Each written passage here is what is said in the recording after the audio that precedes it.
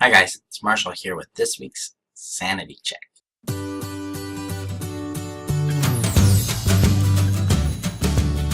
This week I want to talk about how seriously we take judgment from others, especially rejection or criticism. These things tend to be aspects that we magnify and use as fuel against ourselves, especially if we have a habit of shaming or self-loathing, or finding ourselves small because we have a fear that we're unlovable, undesirable, unwanted. These rejections, these criticisms tend to touch that and it flares up. And this is an important component to how we love ourselves, because judgment by itself is not necessarily useful, and it's not really important for us to trust everyone or all persons' judgments. In fact, often we need to question whether or not the feedback we're getting from a person is relevant. Is this a person that has my best interest at heart? Are they someone who has shown that they care about how I feel and about my long-term well-being? Are these individuals, is this someone that has expressed through action these characteristics of trust and empathy and understanding? Or is this someone you barely know? Or is this someone who's been abusive and neglectful in the past? Qualify the messenger before accepting the message is really what I'm saying here. We tend to put way too much weight into the approval from strangers or people we would like to like us. Maybe it's someone we want to date, or someone that we have pursued to like us, like unresponsive parents or trusted authorities. Getting back into contact with evaluating the individual and how well they know us and whether or not they're a trustworthy source is critical to that.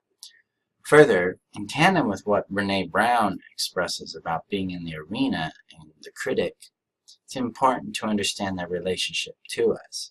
People who are largely outside of our trusted network of friends or family, spouse, or significant others, they ought to have a lot more skepticism put towards their judgment and feedback than what we often tend to give them. We tend to believe the criticism more than we believe ourselves, or step back and understand the messenger first so that we can evaluate it pragmatically to see if we agree with this. This is an approach that requires us to have a really strict adherence to ownership, to curiosity, to empathy.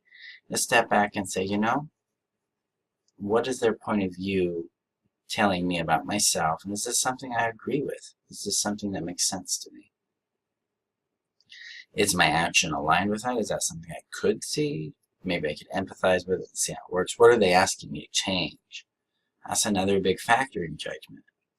If they're asking us to change factors or characteristics that we can't change because that's part of who we are, that's a big red flag about their judgment, especially with beliefs or nature, things that we like or don't like. That's a big deal.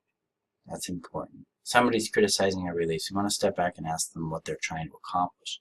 How does this benefit me, or how does this benefit them? Do I want to question those beliefs? What do I want in this circumstance?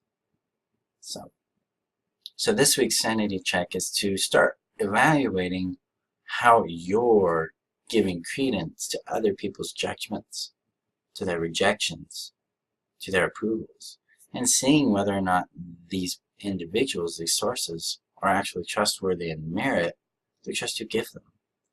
That way you can become more available to constructive feedback from trustworthy sources based on how they treat you, based on how they love and accept and approve, rather than just because they said a mean thing or something that scares us. So that's this week's sanity check. Let me know how this works for you. Share it in the comments below or in the confidence experience group, and we'll talk next week. Thank you guys. Have a great day.